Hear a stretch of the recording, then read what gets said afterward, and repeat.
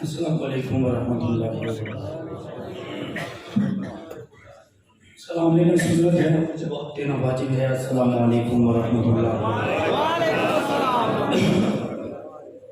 نحمدہ ونصلی ونسلم علی رسولہ الکریم،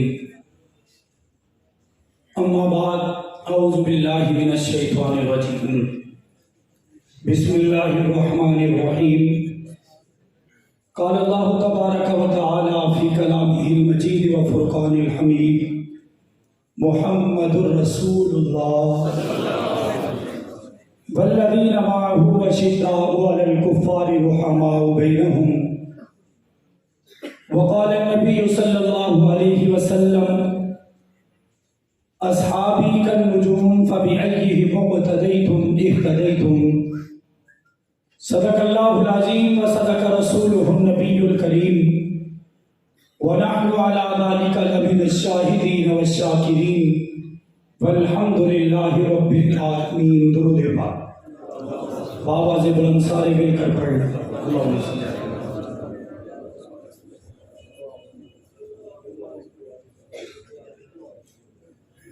اے آقا، میں تیرے عہد میں ہوتا تو یہ صورت ہوتی۔ اے آقا، میں تیرے عہد میں ہوتا تو یہ صورت ہوتی، دیکھتے رہنا تجھے میری عبادت ہوتی۔ اپنی پلکوں سے تیرے نقش قدم چومتا میں، اپنی پلکوں سے تیرے نقش قدم چومتا میں، تیری راہوں میں بسر زیست کی مدحت ہوتی، جب کبھی اٹھتی تیری نظر کرم میری طرف۔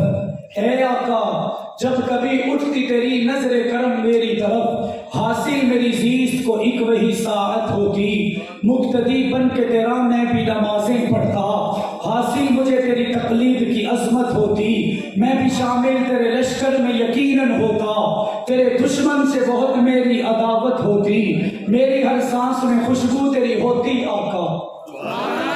بلند آواز سے، بلند آواز سے۔ میری ہر سانس میں خوشبو تیری ہوتی آقا، میرے ہر لمحے پہ بس تیری حکومت ہوتی، میں تیرے اصحاب کا ایک ادنا سا خادم ہوتا، میں تیرے اہل بیت کا ایک ادنا سا نوکر ہوتا۔ یہ میرے بھائی شوکت صاحب کہہ رہے ہیں، اے آقا، میں تیرے عہد میں ہوتا تو یہ صورت ہوتی۔ آگے شاعر کہتا ہے، ابو بکر و عمر سے بھی مجھے عقیدت ہوتی، عثمان و علی سے بھی محبت ہوتی، آرزو رکھتا کہ جان تجھ پہ نچھاور کر دوں، آرزو رکھتا کہ جان تجھ پہ نچھاور کر دوں، پھر مجھے موت بھی آتی تو شہادت ہوتی۔ انتہائی واجب احترام، قابل صد احترام برادران اسلام، عزیزان ملت، یہاں پر تشریف لانے والے تمام لوگوں کا صرف ایک ہی مقصد ہے کہ ہم اپنے اس بڑے بھائی کو، اپنے اس قائد کو، اپنے آج کے زمانے میں یہ لفظ بڑا نہ ہو جائے، اس ملنگ کو جس کی ملنگی بھی صحابہ کے لیے تھی، اس کا وجود جس سے کسی کو کوئی خطرہ نہیں تھا، اس کی جوانی جس کو کسی سے دشمنی نہیں تھی، وہ ایسی شخصیت ہر بندے کی ایک ضد کا ایک چھوٹا سا دائرہ دل و دماغ میں ہوتا ہے۔ میں نے اپنے بڑے بھائی مولانا شوکت نصیر میں وہ دائرہ دیکھا ہی نہیں، ہمیشہ ہر کسی کی تعریف کرتے ہوئے دیکھا، ہمیشہ چھوٹوں کو بڑا بناتے ہوئے دیکھا، ہمیشہ خود قائد ہوتے ہوئے بھی اپنے جونیئرز کو قائد بناتے ہوئے دیکھا۔ میں یوں کہوں گا، آپ برا نہ مانیے گا، یہاں پر بیٹھنے والے ہر کسی کے لیے کوئی اسے بھائی سمجھتا ہوگا، کوئی اسے دوست کہتا ہوگا، کوئی اس کو بڑا جانتا ہوگا، کوئی اسے چھوٹا کہتا ہوگا، کوئی اسے اتحاد امت کا داعی کہتا ہوگا، کوئی اسے صحابہ کا شدائی کہتا ہوگا، کوئی اسے صحابہ کا دیوانہ کہتا ہوگا، کوئی امی عائشہ کا پروانہ کہتا ہوگا، کوئی صحابہ کی دیوانگی میں گری گری کریا کریا پیدل سفر کرتے ہوئے اسے اس کی تکلیف کرتا ہوگا۔ میں اسے اپنا رول ماڈل کہوں گا۔ وہ ایسا شخص اگر وہ چاہتا تو بہت کچھ حاصل کر سکتا تھا۔ میں نے اسے جب بھی پایا صحابہ کے عشق میں عاشقی دنیا تک پہنچاتے ہوئے پایا۔ میں نے جب بھی اسے دیکھا صرف صحابہ کے ترانے گاتے ہوئے دیکھا۔ یہی مسجد تھی، آخری دفعہ میں ہوں, مجھے پتہ نہیں زندگی کا مزہ نہیں آتا. میں نے کہا کیا کہنا چاہتے ہیں؟ وہ کہنے لگے میری زندگی کا مزہ ابو بکر صدیق بن چکے ہیں, میری زندگی کا مزہ عمر فاروق بن چکے ہیں, میری زندگی کی لذت عثمان غنی بن چکے ہیں, میری زندگی کا نشہ علی المرتضیٰ بن چکے ہیں. میں بڑا حیران ہوا. میری آخری ملاقات بھائی پھیرو پھول نگر میں ہوئی. رات کا وقت تھا. میں کسی بات پر چھوٹا بھائی ہونے کی حیثیت سے ضد کر رہا تھا. ایک دن بات چلی, وہ نہ مانے. دوسرے دن بات چلی, وہ نہ مانے. تیسرے دن بات چلی. جب ہماری ملاقات اس جگہ پر ہوئی, مجھے سینے سے لگایا. میں نے کہا شوکت بھائی آج آپ بڑی سختی کر رہے ہیں. کہنے لگے کہ سختی کی بات نہیں, ان کو محسوس ہو گیا. ایک مرتبہ مل کے گئے, تھوڑی دیر کے بعد پھر آئے, مجھے گلے سے لگایا. میں پھر خوش ہو گیا. میں نے کہا میں ناراض نہیں ہوں, میں آپ سے راضی ہوں. صرف چھوٹا بھائی ہونے کی حیثیت سے میں ضد کر رہا ہوں کہ میری بات مان لیجئے. 1 گھنٹے کی بات کا مسئلہ تھا. تیسری مرتبہ پھر گئے. مولانا عبدالجبار حیدری صاحب تھے. وہ کہنے لگے شوکت صاحب آپ مجھ سے دوسری مرتبہ نہیں ملے, اس بھائی سے کیوں ملتے ہیں؟ وہ تیسری مرتبہ پھر آ کے مجھے ملے. مجھے کہنے لگے اے بھائی مجھے لگتا ہے کہ ملاقات آخری نہ ہو. میں نے کہا کوئی اچھی بات کیجئے. کہنے لگے کہ مجھے لگتا ہے اب زندگی ہم نے گزار ڈالی ہے, میں نے اپنا وقت پورا کر دیا ہے. میں نے کہا ایسا مت کیجئے, آپ کی روحانی اولاد لاکھوں کی تعداد میں موجود ہے, آپ کی حقیقی تعداد اب اولاد بھی موجود ہے, آپ ایسے الفاظ مت کہیے. وہ کہنے لگے میرے پیارے بھائی ابن شہید تجھے کہنا چاہتا ہوں میں صحابہ کی دیوانگی میں ہر گلی گلی کریا کریا کوچا کوچا بستی بستی جا رہا ہوں. مجھے یوں لگتا ہے کہ میں اس زمانے کے تشدد کو دیکھ کر, اس زمانے کے تبرے کو دیکھ کر, اس زمانے کی سختی کو دیکھ کر, اس زمانے کی تلخی کو دیکھ کر صحابہ کے قدموں پر قربان ہونا چاہتا ہوں. میں نے کہا بھائی آپ سے اللہ نے بڑا کام لینا ہے.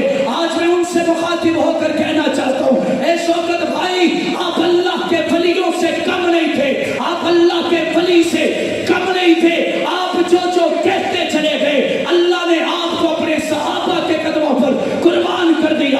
آج میں لاہور سے نکلا, میں نے کاموں کی کا وہ ایریا کراس کیا, میری آنکھیں نم ہو گئی. میں نے کہا اے شوکت نصیر ذرا اپنی قبر سے سر اٹھا کے دے. جس صدیق کی عزت کے لیے تو کاموں کی جا رہا تھا, وہ تیرا نعرہ صرف کاموں کی تک نہیں پہنچا, پاکستان میں صدیق کے ترانے گائے جا رہے ہیں. صحابہ کی دیوانگی میں لوگ اپنا نظریہ بتائے جا رہے ہیں. میں نے کہا یہ کرامت ہے تو میرے بھائی شوکت نصیر شہید کی ہے. وہ ایک گاؤں میں گئے تھے, اللہ نے اس کی دل کی طرف کو پورے پاکستان میں پہنچا دیا تھا. معذرت کے ساتھ میں بار بار یہ کہہ رہا ہوں, آپ کو کوئی بات بری نہ لگے. میں نے آج سوچا تو میرے دل میں آیا کہ انہوں نے گجرانوالہ کی جماعت کو جو مردہ حالت میں تھی اسے زندہ کر دیا, اور ایسے کیا. ایک جگہ مجھے کہنے لگے, کسی جگہ پہ مجھے دعوت تھی, میں جانا چاہ رہا تھا. انہوں نے مجھے کہا, مجھے ادھر سے ایک ساتھی نے کہا آپ وہاں نہیں جا سکتے, نہیں جائیں گے. میں نے کہا میں جماعت کا پابند ہوں, میں نہیں جاؤں گا. ہونا تو یہ چاہیے کہ جس علاقے میں یہ اصول اور دستور ہے اس شہر کا صدر مجھے روکے. ایک شہر کا ذمہ دار روک رہا ہے, لیکن شوکت نصیر مجھے کہتے ہیں فاروقی صاحب آپ جب جائیں میں آپ کو نہیں روکتا, آپ جائیں گے وہاں بھی باتیں صحابہ کی ہوں گی, آپ جائیں گے وہاں بھی تذکرہ صحابہ کا ہوگا. میں نے کہا آپ کے ذمہ دار مجھے منع کر رہے ہیں. وہ کہنے لگے نہیں آپ جائیں, اگر آپ جا کر وہاں پہ ہمیں صحابہ کے لیے ایک یونٹ دلوا دیں تو آپ کا احسان میں کبھی نہیں بھولوں گا. میں نے کہا اس کا دل اتنا بڑا تھا, اس دل کے اندر نفرت کرنے والے بھی سمائے ہوئے تھے, اس دل کے اندر تاجر بھی سمائے ہوئے تھے, اس دل کے اندر دنیا کے عام لوگ بھی سمائے ہوئے تھے, اس دل کے اندر اس گجرانوالہ کی ہر سنی تنظیم سمائی ہوئی تھی. آخری مرتبہ مجھے کہنے لگے کہ ہم یہاں پر ایک اتحاد بنا رہے ہیں. وہ اتحاد بنایا, اللہ نے انہیں اتنی عزت عطا فرمائی کہ جب میں نے ان کی شہادت کا تذکرہ سنا, میں قائد محترم مولانا محمد احمد لدھیانوی صاحب کے ساتھ تھا, جلالی صاحب بھی میرے ساتھ تھے. ان سے پوچھ لیجئے, یہ گواہ ہوں گے. جب ہم نے خبر دی قائد محترم پھوٹ پھوٹ کر رونے لگے, آنکھوں سے آنسو آئے. ہم کسی جگہ نماز مغرب ادا کر کے دوبارہ گاڑی میں بیٹھے, روتے جا رہے تھے, روتے جا رہے تھے. ہم نے تسلی دی. میرے قائد نے کہا کہ تمہیں کیا بتاؤں میں نے کتنے قیمتی اپنے بھائی کو کھو دیا ہے، میں نے کتنے قیمتی انسان کو کھو دیا ہے۔ ہم سندھ کے سفر پر تھے، کئی گھنٹے تک تھوڑی دیر خاموش رہتے، پھر کہتے شوکت بڑا اچھا تھا، پھر تھوڑی دیر خاموش رہتے، پھر کہتے شوکت رسید بڑا اچھا تھا، پھر تھوڑی دیر گاڑی چلتی، پھر کہتے شوکت رسید بڑا اچھا تھا۔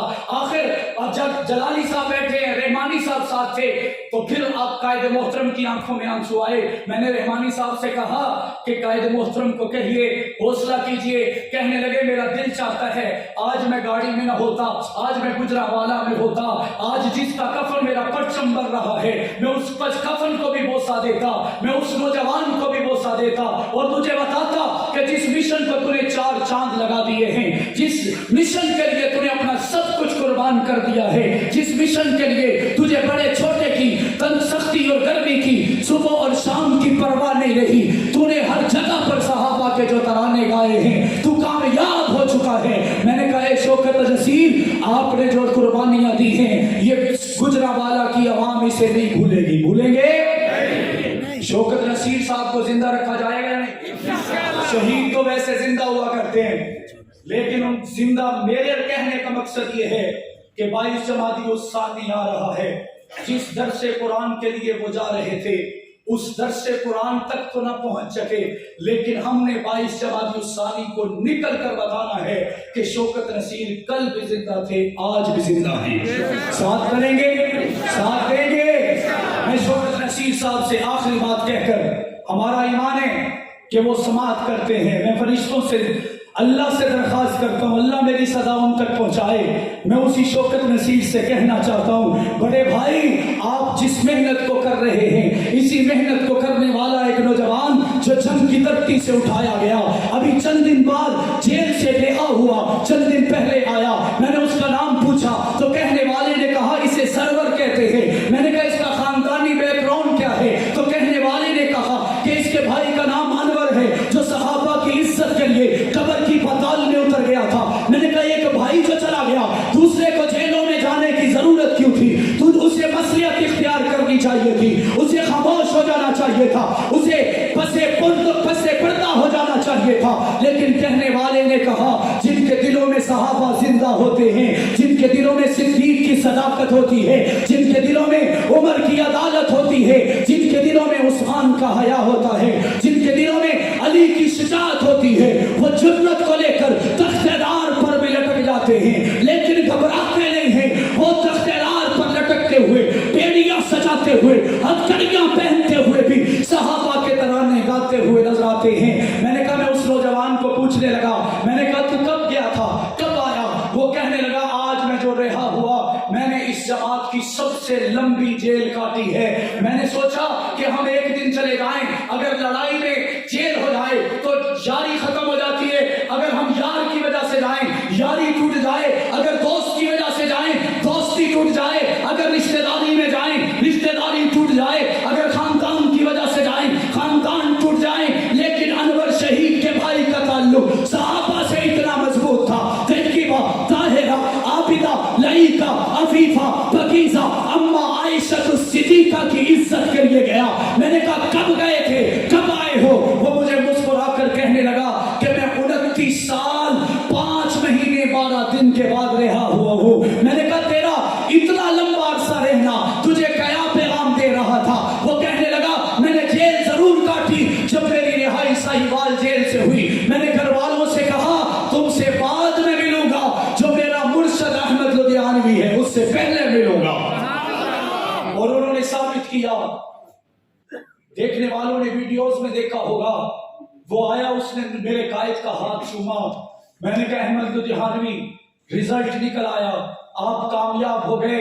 29 سال جو ایک کمرے میں رہا اس نے آزادی پا کر بھی بتا دیا صحابہ زندہ باد ہیں۔ بتایا یا نہیں بتایا؟ میں گاڑی میں بیٹھا، بات آخری ختم کر رہا ہوں، بہت سے مہمانان گرامی بیٹھے ہیں، میں معذرت چاہوں گا اگر تاخیر ہو جائے۔ میں نے کیلکولیٹر نکالا، میں نے کہا میں 28-30 دن رہا تو نانی یاد آ گئی، لیکن میں اس بھائی کو لاکھوں سلام کیوں نہ پیش کروں۔ میں نے کیلکولیٹر پر جب دن لگائے 453 مہینے وہ امی عائشہ کی عزت کے لیے جیل میں رہا.